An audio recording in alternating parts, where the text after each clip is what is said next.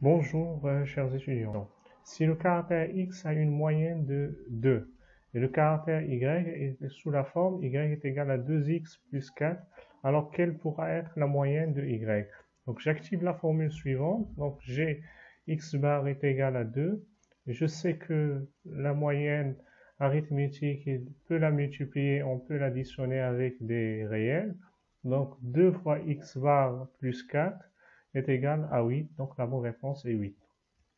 Deuxième question, la distribution statistique d'un caractère ne peut être que quantitative ou qualitative, discrète et continue, quantitative et qualitative.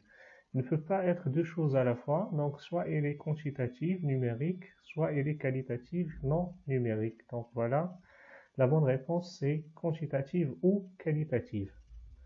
Troisième question. Si la note moyenne d'un échantillon d'étudiants est de 15 et l'écart type est égal à 1, alors cette situation s'interprète ainsi. Toutes les notes se fluctuent autour de 15 avec une faible dispersion. Les écarts à la moyenne sont faibles. Toutes les notes fluctuent autour de 15 avec une forte dispersion. Il n'y a pas de différence entre les notes des étudiants. Donc ici, j'ai la moyenne et j'ai l'écart type. La moyenne est une caractéristique de tendance centrale et l'écart type, c'est une caractéristique de dispersion. Donc, toutes les notes fluctuent autour de 15. Il y a également une faible dispersion. Voilà la bonne réponse. La moyenne arithmétique pondérée d'un caractère x est donnée par l'une des formules suivantes. Donc, la bonne formule est celle-là. Voilà, sigma ni fois xi divisé par n. Donc voilà, c'est pas au carré et le ni ne sort pas. Donc ça, c'est pour une dispersion de caractère qui est une variable simple, mais pondérée, c'est on multiplie par la pondération et on ne met pas la puissance 2. Dans une distribution statistique quantitative continue, le nombre de classes dépend des amplitudes des classes, du choix arbitraire de l'utilisateur, de l'étendue de la distribution, de la taille de l'échantillon ou de la population. Donc en général, ici, ça dépend de l'amplitude des classes.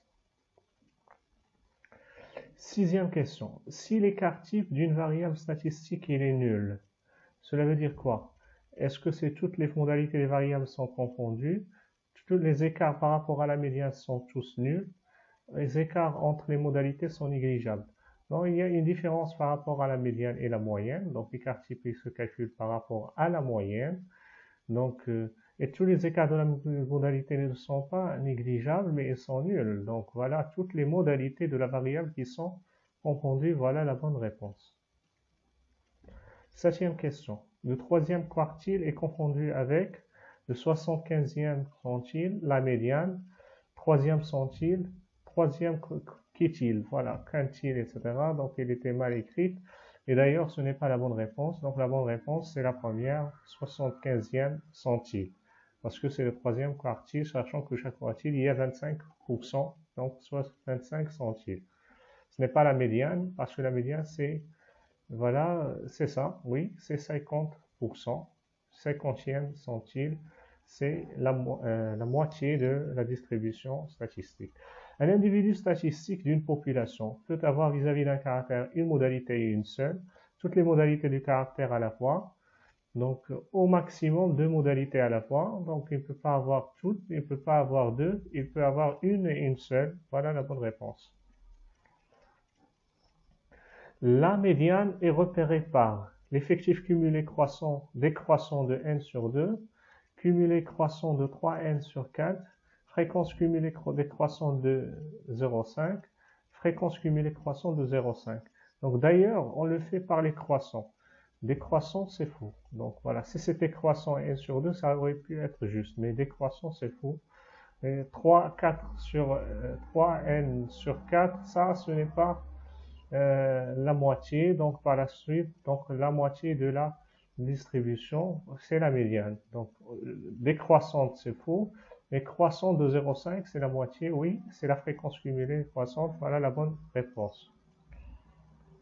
Dixième question. Le mode d'une distribution statistique continue à amplitude différente et était placé par rapport au centre de la classe modale par la classe dont la densité de l'effectif est la plus petite, la fréquence moyenne est la plus petite, la fréquence relative est la plus élevée, la densité d'effectif est la plus élevée. Donc le mode, c'est déjà les plus élevés. Donc j'annule tout ce qui est petit.